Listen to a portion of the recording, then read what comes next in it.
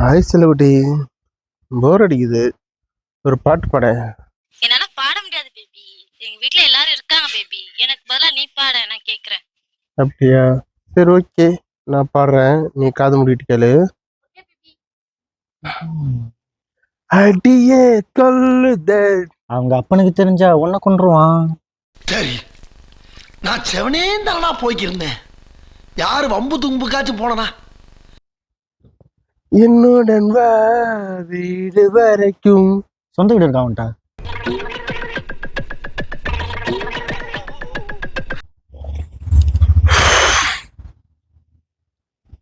ஏ பேச்சவ மூச்சவ.